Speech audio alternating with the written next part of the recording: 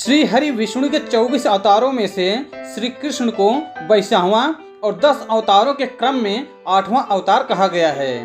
आध्यात्मिक कलाएं 16 होती हैं। पत्थर, पेड़ 1 से 2 कला के प्राणी हैं। पशु पक्षी में 2 से 4 कलाएं होती हैं। साधारण मानव में 5 कला और संस्कृत युक्त समाज वाले मानव में 6 कला होती है। इसी प्रकार विशिष्ट पुरुष में 7 और ऋषियों या महापुरुषों में 8 कला होती है। 9 कलाओं से युक्त सप्तऋषि गण मनु, देवता, प्रजापति, लोकपाल आदि होते हैं। इसके बाद 10 और 10 से अधिक कलाओं की अभिव्यक्ति केवल भगवान के अवतारों में ही अभिव्यक्त होती है, जैसे वराह, नरसिंह, कूर्म, मत्स्य और वामन अवतार। उनको आवेशा अवतार भी कहते हैं। उनमें प्रायः 10 से 11 कलाओं का आविर्भाव होता है। परशुराम को भी भगवान का आवेशा अवतार कहा गया है। भगवान राम 12 कलाओं से तो भगवान श्री कृष्ण सभी 16 कलाओं से युक्त हैं। यह चेतना का सर्वोच्च स्तर होता है। इसीलिए प्रभु श्री कृष्ण जग के नाथ यानी जगन्नाथ और जग के गुरु जगत गुरु कहलाते हैं। इसीलिए उन्हें पूर्ण अवतार भी कहते हैं। नमस्ते दोस्तों, मैं अरविंद अपनी YouTube चैनल त्रिशूल की इस नए वीडियो में आप सभी का स्वागत करता हूं। और आगे बढ़ने से पहले मैं आप लोगों से निवेदन करता हूं, यदि अभी तक आप लोग हमारे चैनल को सब्सक्राइब नहीं किए हैं, कृपया सब्सक्राइब कर दीजिए और साथ ही साथ बेल आइकन को भी दबा दीजिए, जिससे जब भी मैं कोई नया वीडियो अपलोड करूं तो उसका नोटिफिकेशन आप लोगों तक पहुंचे। एक व्यक्ति अपने जीवन में कुछ एक विषय में खास बन सकता है, जैसे वह एक श्रेष्ठ पिता, भाई या पति बन सकता है। बाहर वह एक श्रेष्ठ मित्र, संगीतकार, चित्रकार या बिजनेसमैन बन सकता है। लेकिन आप उससे सभी कुछ बनने की आशा नहीं कर सकते। लेकिन धरती पर श्री कृष्ण एकमात्र ऐसे व्यक्ति हैं जो सभी कुछ हैं। उनमें शिव, परशुराम, राम, बुद्ध सहित रुक्मिणी और राधा भी विद्यमान हैं। वह भक्त भी हैं और भगवान भी। उनके 1000 चरित्र हैं। श्री कृष्ण का बचपन दुनिया के सभी बच्चों को प्रेरित करता है। वहीं उनकी जवानी के इतने रंग हैं कि जिस युवा को जैसा रंग पसंद हो वह चुन ले। उन पर बुढ़ापा कभी छाया नहीं, लेकिन उन्होंने उस उम्र में भी युद्ध लड़ा और जीत हासिल की। वे ध्यानी भी हैं और योगी भी, वे प्रेमी भी हैं और ज्ञानी भी। उनमें सभी रंग बसते हैं। श्री कृष्ण ने सांदीपनी ऋषि के आश्रम में रहकर वेद के ज्ञान के साथ ही 64 विद्याओं या कलाओं में महारत हासिल की थी, जिसमें नृत्य कला, चित्रकला, नाट्य कला, मूर्ति कला और तमाम तरह की कलाएं शामिल थी। विद्याओं में धनुर्विद्या, अस्त्र विद्या, पराविद्या आदि विद्याएं भी उन्होंने हासिल की। भगवान श्री कृष्ण के हजारों सखा या कहें कि मित्र थे।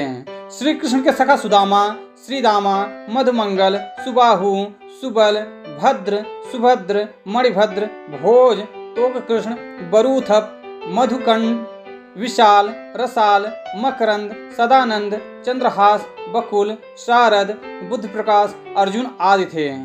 श्री कृष्ण की सखियां भी हजारों थीं। राधा, ललिता आदि सहित कृष्ण की 8 सखियां थीं। जहां उन्होंने राजपुत्र अर्जुन से मित्रता का रिश्ता निभाया, वहीं उन्होंने गरीब ब्राह्मण पुत्र सुदामा से भी अपने रिश्तों को जग जाहिर किया। कृष्ण को चाहने वाली अनेक गोपियां और प्रेमिकाएं थीं। कृष्ण भक्त कवियों ने अपने काव्य में गोपी कृष्ण की रासलीला को प्रमुख स्थान दिया है। खास बात यह कि उन्हें प्रेम करने वाली गोपियां और प्रेमिकाएं सभी आपस में किसी से ईर्ष्या नहीं रखती थी। उनकी पत्नियों को भी इससे कोई ऑब्जेक्शन नहीं था और वे सभी एक दूसरे का आदर करते थे। भगवान श्री कृष्ण की 8 पत्नियां थीं: रुक्मिणी, जामवंती, सत्यभामा, मित्रवंदा, सत्या, लक्ष्मणा, भद्रा और कालिंदी। श्री कृष्ण ने सभी के साथ पति धर्म का पालन किया और उनकी भावनाओं का सम्मान किया। जहां रुक्मिणी के साथ उनके रिश्तों की कथा प्रचलित है, वहीं सत्यभामा को बराबरी का दर्जा देकर यह सिद्ध किया कि कोई भी बड़ी या छोटी नहीं है। श्री कृष्ण के बलराम और सुभद्रा के साथ संबंध को सभी जानते हैं। कृष्ण की 3 बहनें थीं, एकानंगा, सुभद्रा और द्रौपदी। कृष्ण के भाइयों में नेमिनाथ, बलराम और गद थे। सभी के साथ वह रिश्ते में खरे थे। कृष्ण दुनिया के सबसे श्रेष्ठ पुत्र थे। उन्होंने जहां नंद और यशोदा के जीवन को खुशियों से भर दिया, वहीं उन्होंने उनके असली माता पिता को जेल में आजाद कराने के लिए कंस के साथ युद्ध लड़ा। श्री कृष्ण के माता पिता वासुदेव और देवकी थे, परंतु उनके पालक माता पिता नंद बाबा और माता यशोदा थीं। श्री कृष्ण ने इन्हीं के साथ अपनी सभी सौतेली माता, रोहिणी आदि सभी के साथ बराबरी का रिश्ता रखा। वैसे तो श्री कृष्ण किसी के शत्रु नहीं थे और ना ही हैं, लेकिन उनके काल में उनसे शत्रुता रखने वाले कई लोग थे। उन्होंने भी अपने शत्रुओं को कभी निराश नहीं किया, सभी शत्रुओं को वीर गति देकर वैकुंठ में स्थान दिया। श्री कृष्ण ने अपनी शत्रुता का रिश्ता भी अच्छे से निभाया था। उन्होंने कंस, जरासंध, शिशुपाल, भौमासुर, कालयवन, पौंड्रक आदि सभी शत्रुओं को सुधरने का भरपूर मौका दिया और अंत में उनका वध कर दिया। श्री कृष्ण ने अपनी बुआओं से भी खूब रिश्ता निभाया था। कुंती और सुधा सुभा से भी रिश्ता निभाया। कुंती को वचन दिया था कि मैं तुम्हारे पुत्रों की रक्षा करूंगा और सुधा सुभा को वचन दिया था कि मैं तुम्हारे पुत्र शिशुपाल के 100 अपराध क्षमा करूंगा। इसी प्रकार सुभद्रा का विवाह कृष्ण ने अपनी बुआ कुंती के पुत्र अर्जुन से किया था। उसी तरह श्री कृष्ण ने अपने पुत्र सांब का विवाह दुर्योधन की पुत्री लक्ष्मणा से किया था। श्री कृष्ण के रिश्तों की बात करें तो वे बहुत ही उलझे हुए थे। श्री कृष्ण ने अपने भांजे अभिमन्यु को शिक्षा दी थी और उन्होंने ही उसके पुत्र की गर्भ में रक्षा की थी। भगवान श्री कृष्ण ने किशोरा अवस्था में ही चाणूर और मुष्टिका जैसे खतरनाक मल्लों का वध किया था। साथ ही उन्होंने इंद्र के प्रकोप के चलते जब वृंदावन आदि ब्रज क्षेत्र में जल प्रलय हो चली थी, तब गोवर्धन पर्वत अपनी उंगली पर उठाकर सभी ग्राम निवासियों की रक्षा की थी। उन्होंने द्रौपदी की रक्षा की और भौमासुर के कैद से 16,000 महिलाओं को मुक्त कराया। श्री कृष्ण ने अपने जीवन काल में अपने उन सभी भक्तों की रक्षा की जिन्होंने उन्हें पुकारा। भगवान श्री कृष्ण के गुरु संदीपनी थे। उनका आश्रम अवंतिका में था। कहते हैं कि उन्होंने जैन धर्म के 22वें तीर्थंकर नेमिनाथ जी से भी ज्ञान ग्रहण किया था। श्री कृष्ण गुरु दीक्षा में सांदीपनी के मृत पुत्र को यमराज से मुक्त कराकर ले आए थे। श्री कृष्ण ने महर्षि गर्ग, घोर अंगिरस, वेदव्यास और परशुराम से भी बहुत कुछ सीखा। वह श्रेष्ठ शिष्य भी थे। श्री कृष्ण ने कई लोगों को शिक्षा दी।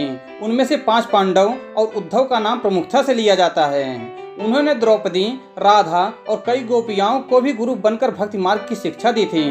अर्जुन द्वारा इसीलिए श्री कृष्ण की स्तुति की गई थी। वासुदेव सुतम देवम कंस चाणूर मर्दनम देवकी परमानंदम कृष्णम वंदे जगत गुरु। श्री कृष्ण ने युद्ध के मैदान में खड़े होकर दुनिया को गीता का संदेश दिया। भगवत गीता कृष्ण और अर्जुन का संवाद है, जो ग्रंथ आज भी पूरे विश्व में लोकप्रिय है। इस उपदेश के लिए कृष्ण को जगत गुरु का सम्मान भी दिया जाता है। वर्तमान में श्रीमद् भगवत गीता पर जितनी टीकाएं और व्याख्याएं दुनिया में मौजूद हैं, उतने दूसरे किसी ग्रंथ पर नहीं की गई हैं। श्री कृष्ण को योगेश्वर कृष्ण कहते हैं। उन्होंने गीता के माध्यम से योग, कर्म, ज्ञान, भक्ति, सांख्य आदि की शिक्षा दी। श्री कृष्ण ने अपने जीवन में जो कार्य किए हैं, वह कोई साधारण मनुष्य नहीं कर सकता। वह कोई असाधारण पुरुष या पूर्ण पुरुष ही कर सकता है। उनके द्वारा किए गए कार्यों के चलते ही उन्हें एक पूर्ण पुरुष कहा जाता है। श्री कृष्ण की युद्ध नीति महाभारत के युद्ध में ही नहीं, जरासंध के साथ जितनी भी बार युद्ध लड़े उस सभी में प्रकट होता है। वे कुशल योद्धा, राजनीतिज्ञ और कूटनीतिज्ञ थे। उन्होंने महाभारत युद्ध को जिस तरह मैनेज किया, उस पर लाखों थीसिस लिखी जा चुकी हैं। तो दोस्तों, आज के वीडियो में बस इतना ही। अगर आपको हमारा ये वीडियो पसंद आया है, कृपया लाइक कीजिए और ज़्यादा से ज़्यादा शेयर कीजिए। धन्यवाद।